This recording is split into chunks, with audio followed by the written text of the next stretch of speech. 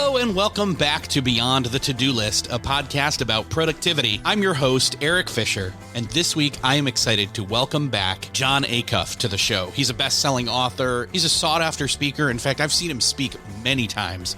He always delivers. And he's written many impactful books, some of the latest ones being Soundtracks and Your New Playlist. But this time we're focusing on a book he co-wrote with his daughters, How Teens Win, The Student's Guide to Accomplishing Big Goals. And whether you're a parent looking for new strategies to support your child, or you're a teen that has been passed this podcast by somebody that loves you, and you're navigating the pressures of not knowing what to do, but knowing you want to do something, you're interested in improving your goal setting and goal achieving skills, this is the episode for you. Jon has many valuable insights you're not going to want to miss, including the best moments list, the importance of community support and coaching. And again, the book is co-written by Jon's two daughters, and there's a lot of great insight that he shares he learned from them in this conversation.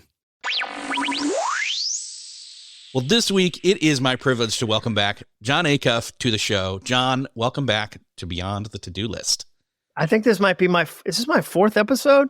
I'm pretty... Dude, you are underselling it because I went back and looked, and this is about 7 or 8. So is there a coat like on Saturday Night Live? Where you get it's the Five Timers Club and all that. Yeah, exactly. You're up there. It's you, it's Michael Hyatt, it's Jeff Goins, it's Todd Henry. That's the mix you're in. So nice. That's a good company. At some point here, I need to figure out where everybody ranks, but it doesn't really matter. It's not it's not a competition. It can be competitive without being a competition. That's fine. Yeah. Because everybody you just mentioned is competitive. Yeah, so. I hear you there. So yeah, anyway. But what's funny is I think this is the shortest time between visits that we've had, because you were here last year talking about All It Takes Is a Goal. And that was great. And previous 2 times, it was a little bit further, but that was, pandemic, COVID type stuff, soundtracks and Your New Playlist. So I went back and I was kind of noticing, wait a second, I think I see a pattern here. And I'm going to ask you if you see it too. Yeah. You probably have been asked this, So Soundtracks, that was, we won't go into what that book's about. We could, check show notes for a link to that episode. Yeah. But then Your New Playlist was then a version of Soundtracks that you did with your daughters. Mm-hmm. So then I got to thinking, wait a second, All It Takes Is a Goal is not your only book on goals, but it was the latest and also your latest book. And now you've got How Teens Win, The Student's Guide to Accomplishing Big Goals. So is the pattern now do one for me, one with my daughters, back and forth?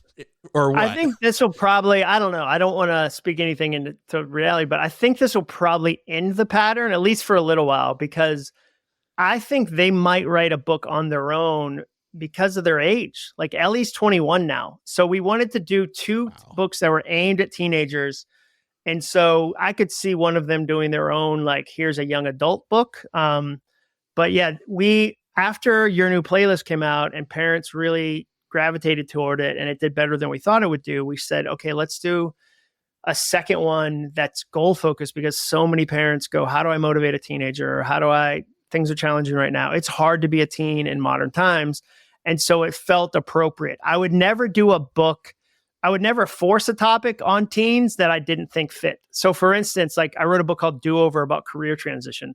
I would never try to shoehorn that thing into a teen book where I was like, hey, teens, you know how your career's coming up in 10 years? Like that would be the worst. But with goals, we had enough parents go, man, I wish I could get my kids invested. I wish I could figure out what they're passionate about. How do I help them? That it felt like it was worth doing a second teen book. Well, and that practice of setting and achieving goals is a transferable, that's a soft skill that doesn't have any limit, right? So it makes sense. It makes perfect sense. And the earlier you learn it, the better. Like the earlier you and I, that's one of the many things we have in common is that like when you discover a tool like that, you're like, man, I wish I had this 10 years ago. Or like, man, and so that's what the book does is for every parent that says, oh, I wish one thing I say is like, I wish I had the work ethic of my 40s and the metabolism of my 20s. Because in my 20s, I was like, hey, it's easy to stay healthy, whatever. And if I had some work ethic, it would have changed everything. So this book is like the book you wish you had when you were that age. Yeah. I hear you right there, because as I'm watching my daughter go off to her sophomore year this week, I'm just noticing how much better at school she is than I was. Yeah. And I'm just like, good for you. We've done enough right? Yeah, But, totally. But I'm super excited to actually get this book in front of her. Of course, she's going to be busy starting back up into school. So it's like, hey, can we let's do like an incentive program here where you read this and we have a conversation and we'll pay for a trip or something. I don't know.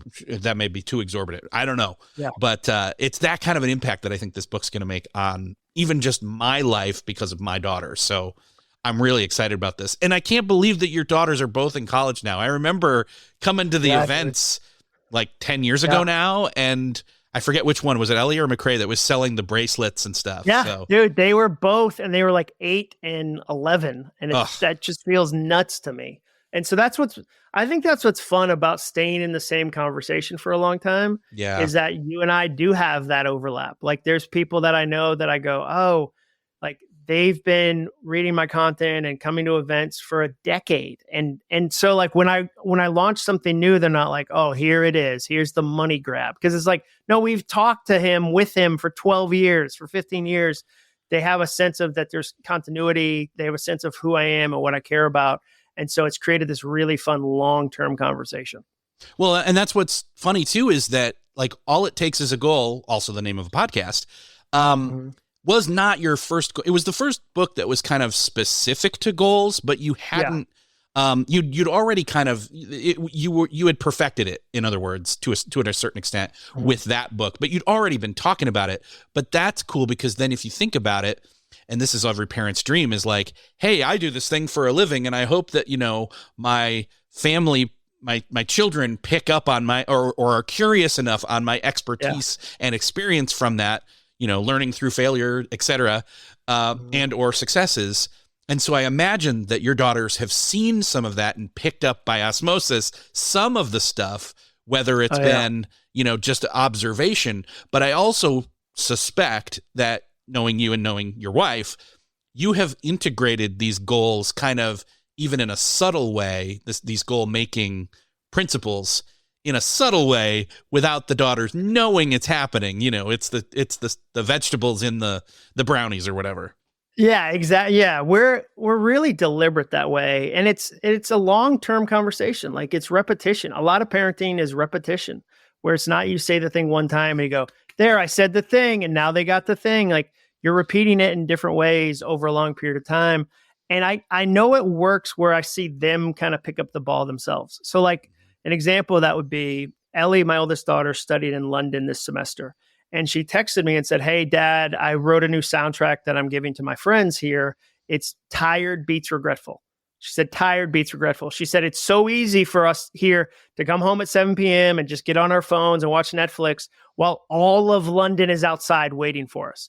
And so I'm reminding myself, I'd rather go see another play. I'd rather go find another coffee shop. I'd rather go to another park, even if I'm going to be tired, because I can be on my phone watching Netflix in America. Like, I can do that in 6 months all I want. I have one shot at this magical moment. So Tired Beats Regretful. So when I see her write her own soundtracks, I go, oh, okay, she has picked up on that. We've talked about that. Or, their own goals in small ways. And so for me, I think that's one of the fun things about parenting, but it just takes a long conversation, and it doesn't have to be massive or perfect. Like, take the pressure off parents. Like, when you're a young parent, you're like, this is going to be a quality like, I'm going to do a quality moment. And you think this has to be perfect. And you realize it's more that you throw the Frisbee 100 times with your kid, and time number 87, they mentioned somebody said something mean to them at school. And you get to speak into that because you did the other times. And so you take the pressure off yourself that it has to be perfect. I think more than anything, it has to be consistent. That's a great example. I can't help but think that, again, you've written so much about goals and they've picked up stuff, but they've also got their own experiences. What were some of the delightful surprises that you got out of hearing them? What did they teach you? It's like, oh, I never thought about it this way, but their perspective changes your perspective. Yeah. So I think that was one of the most helpful things about writing it together. I would give them 10 things. I go, here are 10 goals teenagers should do. Or I'd say, here are 10 stresses teenagers have. And they go, no, no, no, no. We don't care about this. You missed 6 we do care about. Like, what do you? And so an example of that would be, I didn't, as a parent, understand how stressful the lunchroom was. Like where you sit at lunch is very stressful. Like, and here's like, this is so niche parenting. It's stressful when your school has fixed seats at the tables. So there's a lot of cafeterias where it'll be a circular table, 6 to 8 seats around, and they're fixed. They're attached to the table. So that means you can't scoot in. There's no scooting in. If you're not there first, it's full. If a bunch of friends don't want you to sit there, it's obvious. There's a lot, like you have the pressure of class, but then you have the social pressure of where are you sitting, who you're sitting with, did you get there in time, were you held after class, and now you're going to walk into a full cafeteria with nowhere to sit. And when you describe that as a parent, you go, oh, duh, of course that's stressful. So that's what was really interesting was I think they added texture to the book that a teenager will get. Like that was why it had to be their book and not my book alone, in the sense of I would be like an anthropologist. Like Jane Goodall's amazing, but it'd still be like, there's still a lot of gorilla stuff she doesn't know because she's not a gorilla. And so like if I, as a parent, tried to write this book and was like, here's what teenagers think, I think a lot of teens would go, I don't think any of that. What are you talking about? And so those are the things that really surprised me, where they would go, here's a stress you don't know about that, or here's a goal you don't know about that actually matters to us. And I would say a big thing too, I think as a parent or an older person, it's easy to buy the media and go, this generation's lazy or entitled or whatever it is. I think we say that about every young generation.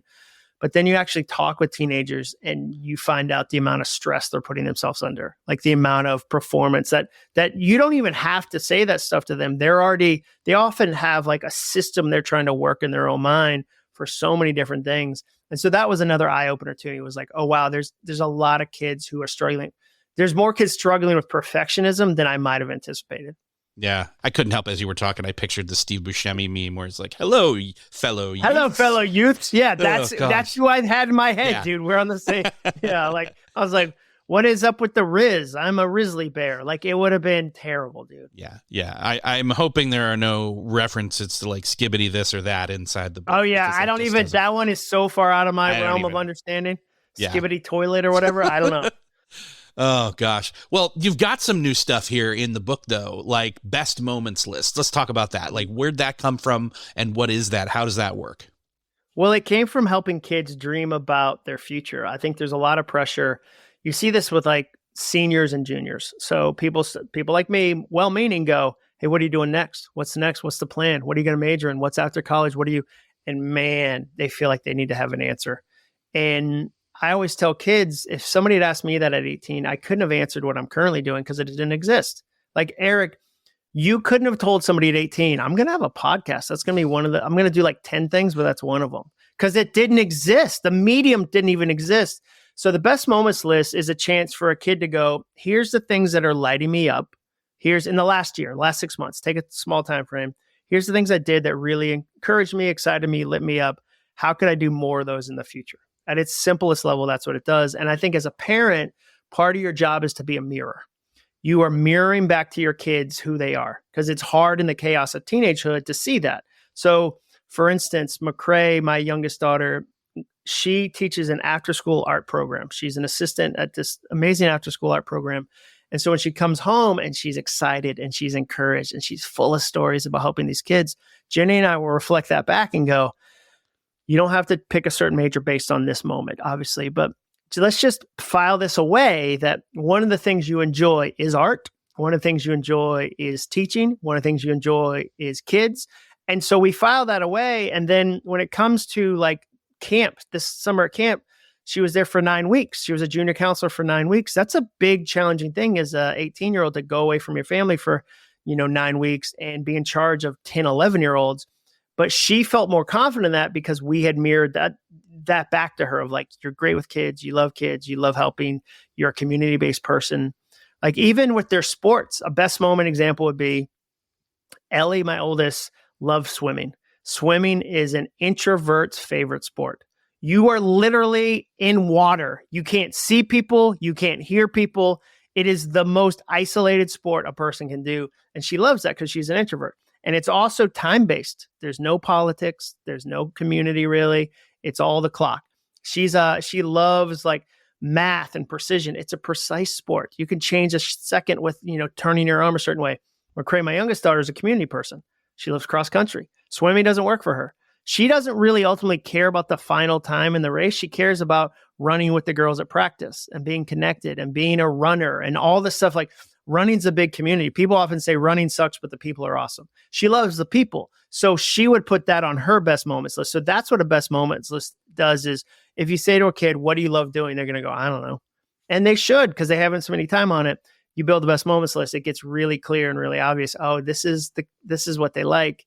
Maybe they should do more of that in the future. Yeah. It's kind of like it doesn't have to be physical, but it could be tangible. I'm picturing a Polaroid. It's totally. A Polaroid of a moment almost. Yeah. And it's kind of like it's that. A snapshot. And then you can pull it back out and it's like playlist thinking. Yeah. But with kind of a tangibility. This is what we know about you. This is what you know about you. What do we want to do? And we'd say that, like, again, with kids in college, Ellie is an accounting major. She in high school was not like, man, I love accounting. At the end of the day, I just want to do accounting. But we showed her, you love patterns. You're a crafter. Knitting is a pattern. It's pattern recognition. You're a musician. Music is patterns and precision. So what are these careers kind of match up with that? Let's have a conversation about that. And she's able to go, oh yeah, I could see that. It could have been engineering. It could have been accounting. We ended up with accounting, but it made it easier versus, I think the hard thing is when you send a kid to school or to the next thing without some of that knowledge about who they are, and they often get into careers and jobs they end up hating because it was never who they were. And you go, like, you send an extrovert to an isolated career and then act surprised they hated it. And you go, man, I wish I could have given them a little bit of self-awareness to make that decision easier. Yeah. It's for me, my daughter, she's training to be a vet tech. It's perfect program we found for her. We found anyway. She'd always loved animals, and it was just, it was obvious. Like, it was over exuberantly obvious. Yeah. And it made sense. Now, for her to deal with all the, nursing side of things, it was kind of like, I don't know. But when I saw her do it, and she told a story of, I'm not going to go into details here because I don't want people to get squeamish, but she did a thing on one of her summer training things. And I said, oh, okay, you've got something here that I can't do. And the fact that you can do that and it fits in the Venn diagram with your animals and your love of animals. Oh, you are in the right place at the right time. Yeah, I bet it made you and your wife thrilled to see her in that moment. Yeah, that's awesome, dude. She was telling us this, and she was wearing scrubs, just having gotten back. And I was like, who is this girl? Sunrise Sunset was playing in my head, Yeah, it's so good, dude. It's so good. Yeah, I love hearing that for you. So taking that best moments lists, how does that then translate into kind of a shaping of goals and goal setting? The big thing for me is I'm always trying to turn goals, hopes, you can use any word you want to use, goals, hopes, vision, desire, into actions that make it possible. So I'm always trying to help people translate that. And sometimes people get stuck in that gap. So what we like to do is say, look, imagine a goal like a ladder. And most people only have 2 rungs on their ladder. So it's a 12-foot ladder, and the first rung at the bottom says first step. And then the top rung is National Merit Scholar, or lose 10 pounds, or run a marathon, or whatever it is. And they can't climb the ladder because there's only 2 rungs. That would be a really difficult ladder. So what an action does is it adds some rungs to that ladder. So if a kid said to me, okay, these are the 5 things I love. And it was robotics, and it was video games, and it was code, and it was all these things. I might then go, okay, well, what are some easy goals we could accomplish towards pursuing that? And one might be, I'm going to join the robotics club at my school. One might be, I'm going to find a new coding language that I can try to learn. I'm going to go to an event about it. I'm going to make a list, not apply. That's a harder goal. I'm just going to make a list of the top 5 robotic programs in the Southeast. I live in Nashville, and we're going to go, wow, I didn't know that this one has an esports program. That's awesome. And I'm just going to make a list of them. Now, applying and doing all those other things are down the road, but I'd start with something really easy so they can say, I love video games, I love programming, I love coding.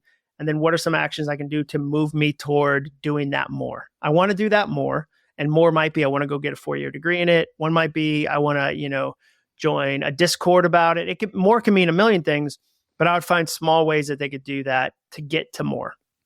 I love the rungs thing. Like when you said 2 rungs on it, I'm like picturing a really small, like a step ladder. No, it's 12 feet tall and just a gap. Yeah, it's that huge gap that is the key. And that's kind of like a whammy right there. It's just like, well, most of us adults think of goals that way, where it's like, oh yeah, I'm right here and I'm going to step to that. And then I want to get to that. And it's just, I've seen other people, I've done my FOMO and my comparison on social media, and it looks like that's all they did was they made the leap. We hear the leap being referenced all the time. Oh yeah.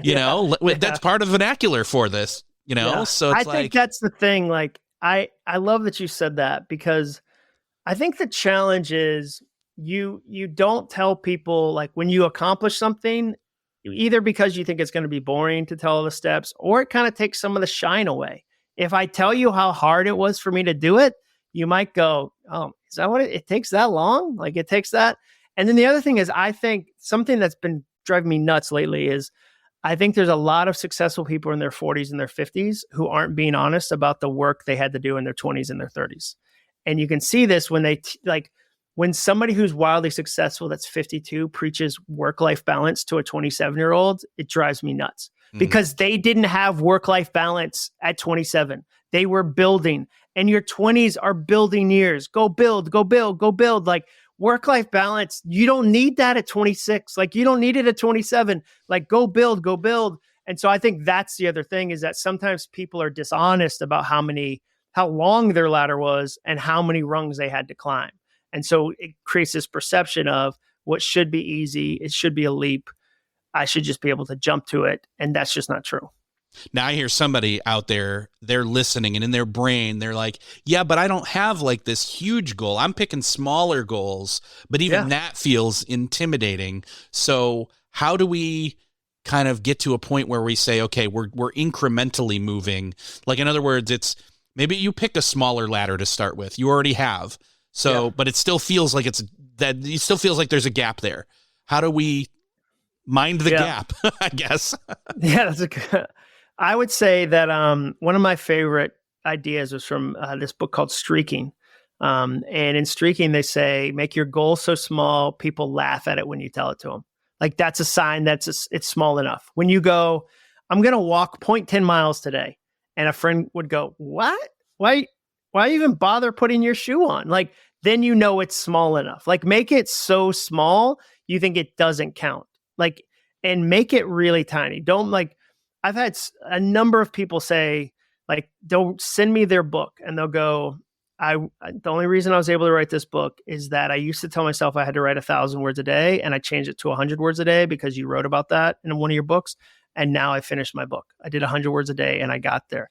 I had a friend tease me. I posted a 1.2 mile run on Strava, on the fitness tracking app, 1.2 miles. And he was like, dude, he like texted me. He was like, you're posting a 1.2, like, that's embarrassing. And I was like, I don't care about Strava followers. Like, I got enough social media places I'm trying to maintain. But I was like, but if I do it 50 times this year, and that's all I had time for that day, that's going to be more than 50 real miles that I ran. So I'm going to do something small. So make it as small as you need to actually do it. That's when you know it's the right size. When it's so small, you actually do it. And then increase it over time. I had a friend, we joked about this. He said his goal was he wants to do 100 sales calls a week. And I was like, that's a legit goal, dude. I said, how many are you doing right now? And he said, about 5. And I was like, well, you're going to 20x that goal. It's aggressive. Like, okay. I said, how much time would that take a week? He said, about 25 hours. And I said, how much free time do you have this week? And he said, I don't have any free time. What are you talking about? I'm busy. And I said, well, then you just created a 25-hour new goal that you're going to try to fit into a 0-hour week. That's a car crash. That's not a plan. And so I would say that to anybody listening. It's like, I don't have the time. The goals are too challenging. Make them small, make them small, make them small. So small, it feels ridiculous. And then do it for a week, be successful, and then make it a little bigger. And then make a little bigger, and then make a little bigger. Like, that's how I think of it. Like, I'm writing a new book right now, and I would love to finish it every time I sit down. Every time I sit down, I'm like, today I'm going to write 50 pages. And dude, like, I have this on my wall. It says this: 3 pages is plenty. 3 pages is plenty. I'm holding up a Post-it note right now. And I wrote that because I needed to remind myself 3 pages is plenty, dude. You do, because otherwise I feel like a failure every time I write because I didn't accomplish some big goal. It feels so small. It feels like it's not enough. And if it feels like it's not enough over time, but the thing is then we start to feel the shift and it's like, wait a second, the consistency's here and I have more in me to give. I have more that I can do. I can up this. I can change the weight. In other words, I mean, you don't step in, it's an obvious metaphor. You don't step in and put the weights at the full capacity. You put it at the low one and you do that. And then you come in and move the pin and then you move the pin and you just keep moving the pin. So yeah, and it's easier said than done. Yes. Definitely. But I think if you can be patient with the progress, you get longer progress. Yeah. And you can't let your enthusiasm mutate into impatience. And that's the challenge. All right. So let's talk about this. Obviously, in order to achieve these goals, we need energy. We need fuel. So what is the 4 fuels? Yeah. So it's funny. I would say that they're different for everybody, but there's a handful of fuels that you see over and over again. And we changed some of the words for teens. So if you look at the book, let me grab the book right now. I have a copy of the book right here. It's the cover. I love the cover. They did a wonderful, wonderful job. It's fantastic. So for me, like one of the fuels is wins or accomplishments. I might say accomplishment to a parent. I'd say wins to a kid. I'd be like, you know what? What's a win you're interested in? And what's something you care about? Another one would be impact. So like, what's the impact you had? What's the joy? What's the community? What are the stories? So a community fuel would be McCrae. McCrae is fueled by community. Why does she run cross country? She's fueled by community. Ellie, who's a win person, likes impact. She really likes impact. She thinks about like, okay, this is going to have an impact.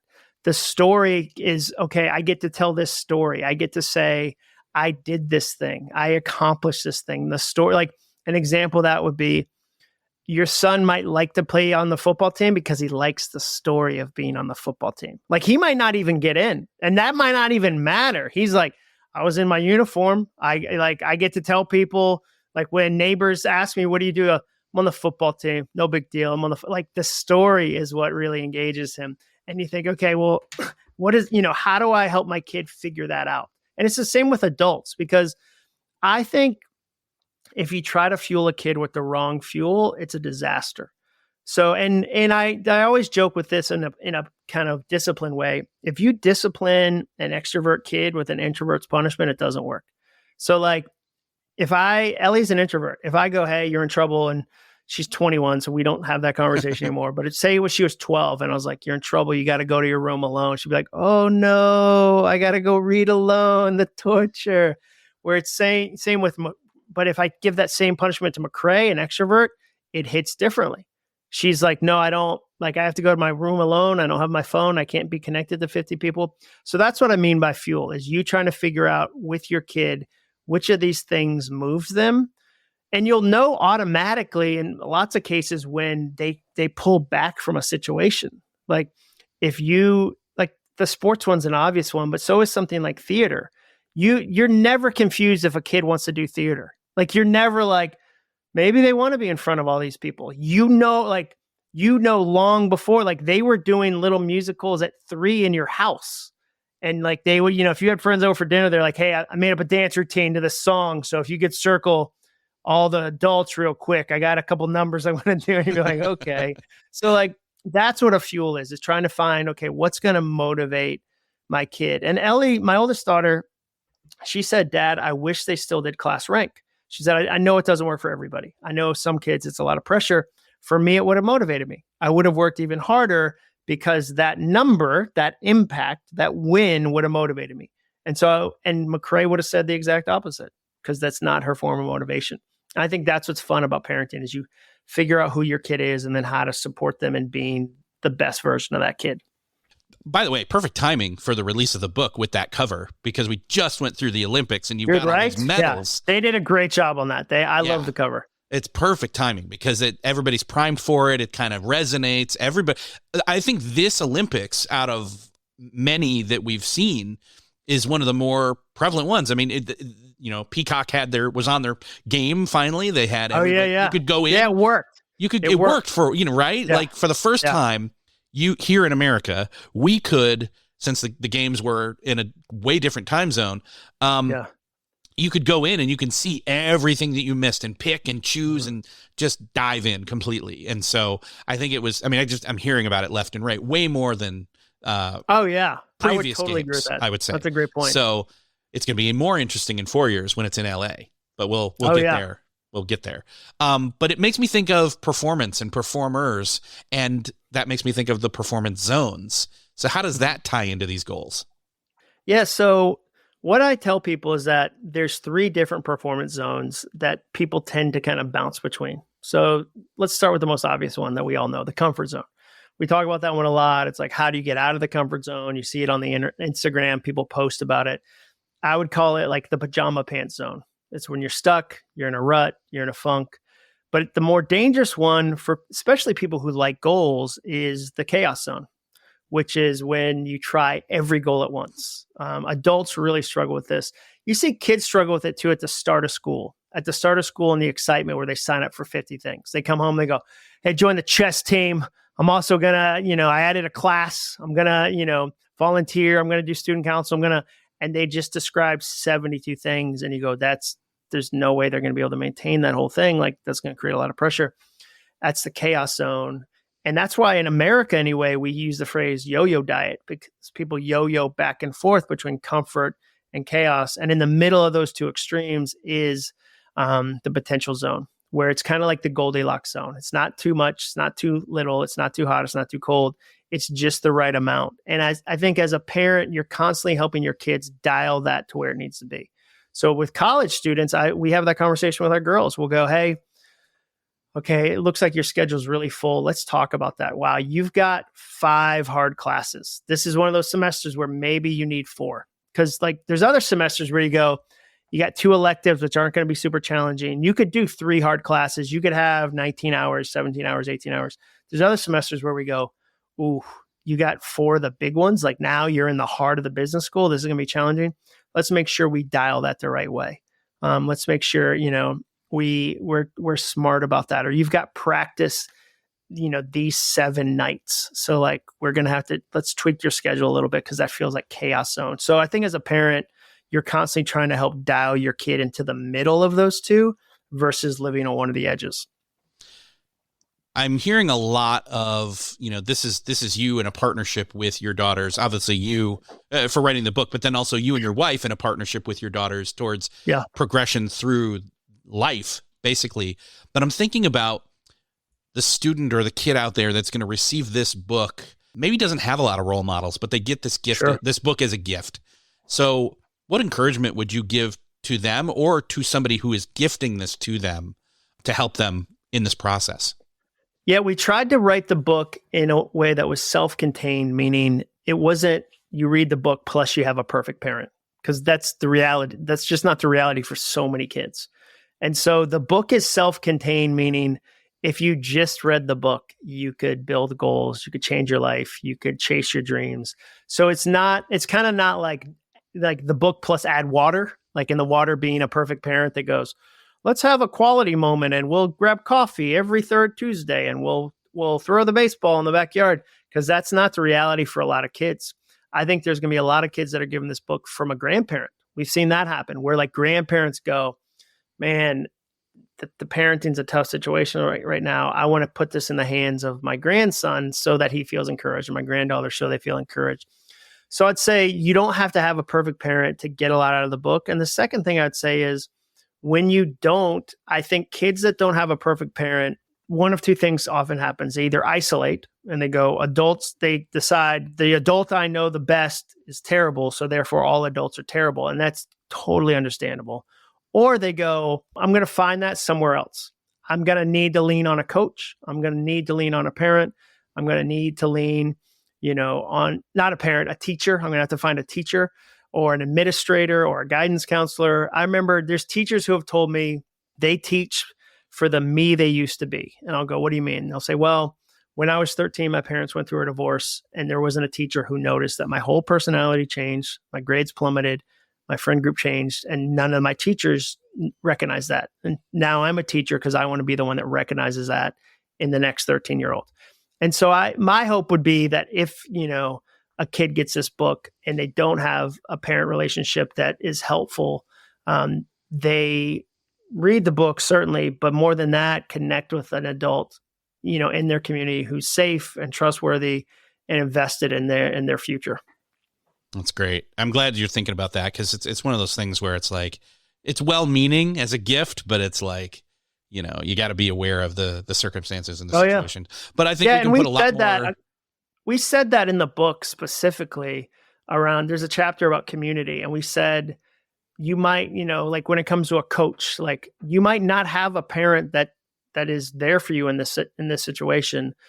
But what I'd say is, I know so many people in their 20s, 30s, 40s, 50s who would say, my parent wasn't the parent I wanted. They were the parent I had. They weren't the parent I wanted. And so I had to find that in other ways. And they're doing amazing work.